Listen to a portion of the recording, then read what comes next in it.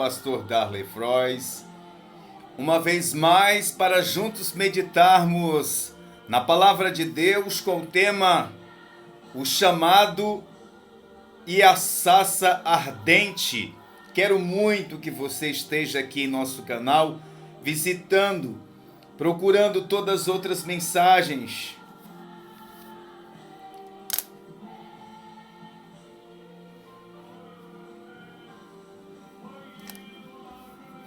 Olá, seja bem-vindo, pastor Darley Frois, mais uma vez para apresentar a você uma poderosíssima palavra, e desta vez nós vamos juntos navegar pelo livro do Êxodo, capítulo de número 3. Nesses 45 dias eu tenho trabalhado muitas mensagens e eu tenho parado aqui no capítulo 3 do livro do Êxodo. E eu tenho certeza que é um propósito de Deus o Eterno. Por que, pastor, o senhor acredita assim? Porque eu acredito que é tempo de Deus levantar novos homens, novas mulheres, cheios do poder de Deus, da presença do Espírito Santo de Deus, para levar a sua mensagem com muito poder, com muita autoridade, com muita ousadia, para fazer a diferença nesses dias finais. Quer ser usado por Deus? Quer ser cheio do Espírito Santo? Quer ter visões celestiais? Quer ouvir a voz de Deus? Então eu convido você a ter um estreitamento em seu relacionamento com Deus.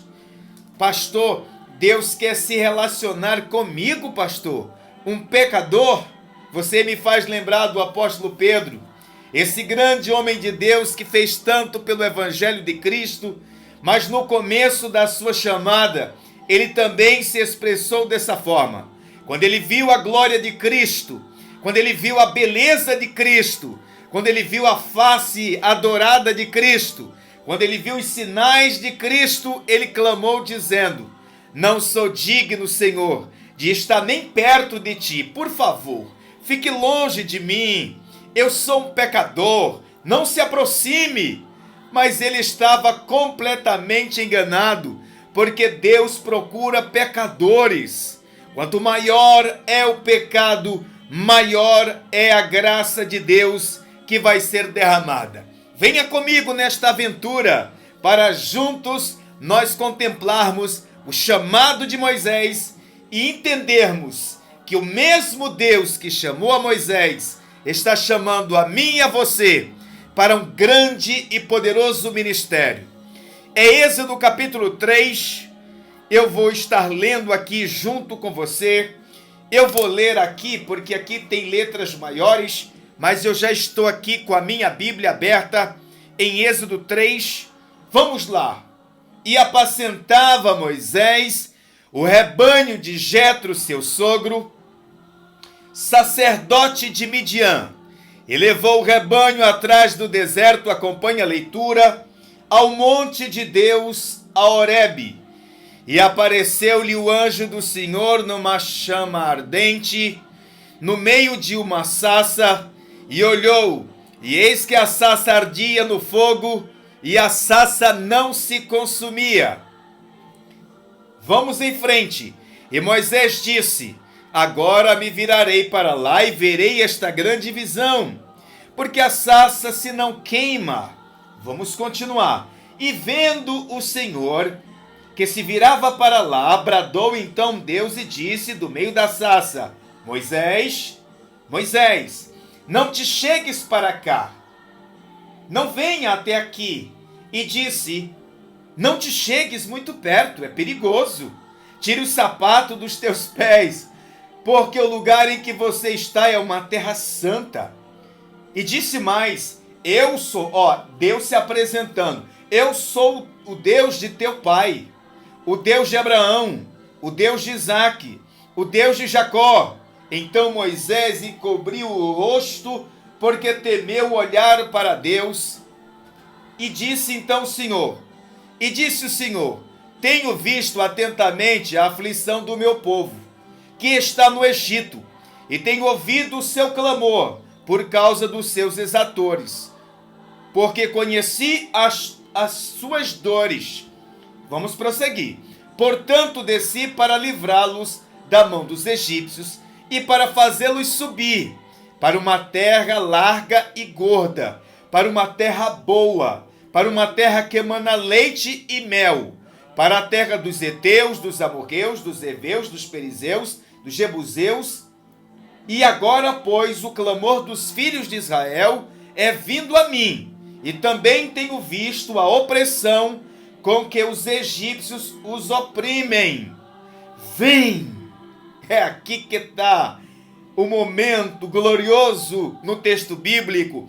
Vem agora, pois, e eu te enviarei a Faraó, para que tires os filhos de Israel do Egito. Glória a Deus! Hoje eu quero relatar este fato, porque eu acredito que Deus está te chamando. Não tenha dúvida, porque a dúvida não pertence a Deus. Em nenhum momento nas Escrituras Sagradas você vai encontrar Deus operando através da dúvida. Deus não opera através da dúvida. Deus opera através da fé. E quando falamos de fé, automaticamente a nossa mente nos remete ao nosso pai na fé.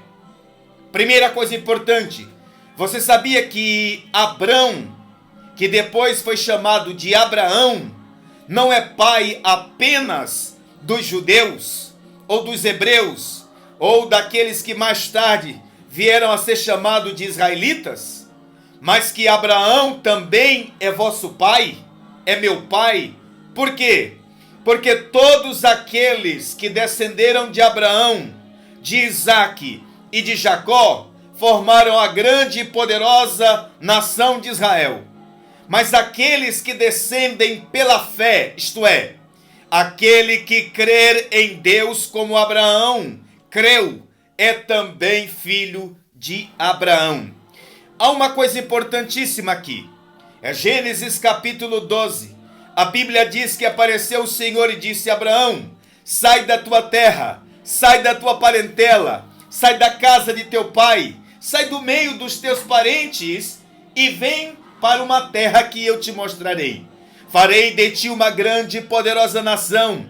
Abençoarei os que te abençoarem e amaldiçoarei aqueles que te amaldiçoarem. Assim partiu Abrão sem saber para onde ia, mas o Deus eterno o guiou para a terra de Canaã. E chegando Abrão na terra de Canaã, passeou por toda aquela terra na sua largura, no seu comprimento. Então apareceu-lhe o Senhor nos cavalhais de Manre e disse: Abraão, a você e a sua descendência darei toda esta terra. Então disse o Senhor: darei a você todos estes carvalhos, estas montanhas, estes vales. Esta terra é boa, Abraão. Esta terra mana leite e mel.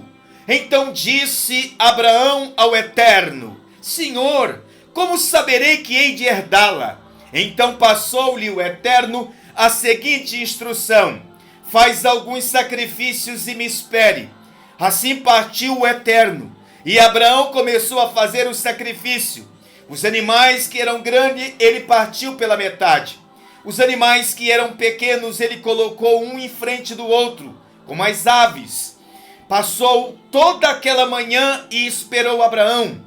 Passou toda aquela tarde, diz a Bíblia, e esperou Abraão. Se tem uma coisa que nós precisamos aprender neste relacionamento com Deus precisamos aprender a esperar. Por quê, pastor? Porque Deus não trabalha no nosso tempo. Deus trabalha no tempo dele. Por quê, pastor? Porque o tempo dele é perfeito. Eu acredito que Deus revisa o plano várias vezes. Ele olha de todos os ângulos. Ele vê as possíveis falhas. Ele vê os êxitos. Ele vê o sucesso. Ele vê o regresso. Ele vê o que será depois. Terceira, quarta geração. Ele só entrega a bênção quando, de fato, já está completamente revisado.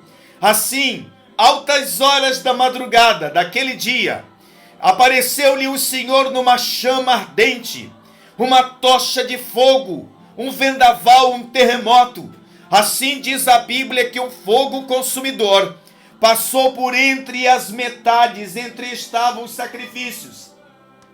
E aonde o fogo do Eterno foi passando, aquelas metades iam sendo consumidas completamente pelo fogo do Senhor.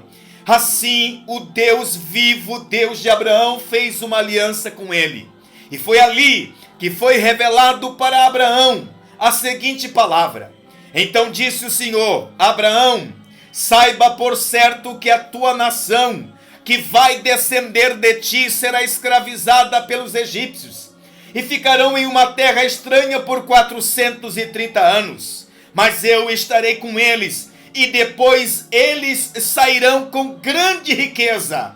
Assim fora revelado para Abraão que a sua descendência seria escravizada. Depois de Abraão veio Isaque, depois de Isaque veio Jacó, e depois de Jacó, já na sua velhice, nasceu o 11º filho de Jacó. O nome dele, José. José, que já era grande, teve um sonho. E esse sonho era que o sol e a lua e 12 estrelas se curvavam diante dele. Ele também teve outro sonho. E este sonho mostrava que os molhos dos seus irmãos se prostravam diante dele. Então contou José os sonhos a seu pai, a sua mãe, a seus irmãos, os quais ficaram irados contra José, dizendo que ele jamais poderia ser autoridade sobre eles. Assim partiu José. A chamada de seu pai era que ele fosse ver os irmãos, ver como estão seus irmãos, ver se eles estão bem, se o gado está bem, e traz-me a notícia. Partiu José, e foi embora José. De longe a trama foi desenvolvida. Os irmãos de José tramaram contra a vida dele, jogaram ele numa cisterna, arrancaram a sua veste colorida, queimaram uma parte dela e apenas um pedaço mandaram para o pai. Esse sangue que eles utilizaram era para dizer que o sangue era de José. Mataram um cabrito, mataram um cordeiro, encheram a poção de sangue e ali tomaram e enviaram a seu pai e disseram: olha, achamos esta parte. É só um pedaço da veste de José, o resto eles tinham queimado. A Bíblia diz que quando Jacó viu, era a veste de seu filho, disse: certamente uma besta fera o comeu. Certamente foi despedaçado José. Ao contrário do que Jacó estava pensando, José estava no Egito, na praça do Egito, sendo vendido como escravo. Ali passou um homem chamado Potifar, viu e ficou encantado com a beleza de José, levou ele para sua casa. José tinha um espírito excelente, José era belo de aparência e era cheio da presença do Eterno, e encantou fascinante todas as pessoas que estavam ali. E de repente a mulher de Potifar pôs os olhos sobre José, tentou fazer uma maldade, mas ele fugiu. E por causa da sua integridade, por causa do seu compromisso com Deus, José foi parar numa cadeia, num calabouço, mas tudo fazia plano do Eterno. Era tudo seu plano, seu projeto. A Bíblia diz que por causa de um sonho que o copeiro teve, José foi chamado para interpretar. Quando José interpreta o sonho do copeiro, o sonho do padeiro, a Bíblia diz que por causa disso sua fama se espalhou. Dentro do presídio só falava em José, o jovem que interpreta sonho. Do modo como ele interpretou, assim aconteceu. O padeiro foi levantado no madeiro e comido pelas aves. O copeiro foi restituído. E Faraó, um belo dia, teve um grande sonho. Esse sonho era 7 vacas gordas e muito bonitas à vista. Depois ele teve um sonho com 7 espigas. Essas 7 espigas eram bonitas, eram formosas à vista. De repente saiu 7 vacas magras e feias, e devorou todas aquelas vacas gordas e bonitas à vista. Depois saiu 7 espigas feias e murchas, e comeu todas aquelas 7 espigas bonitas e agradáveis à vista. Quando o faraó acordou, chamou todos os seus magos, os seus astrólogos, os seus adivinhos, contou para eles o sonho, mas eles não puderam interpretar.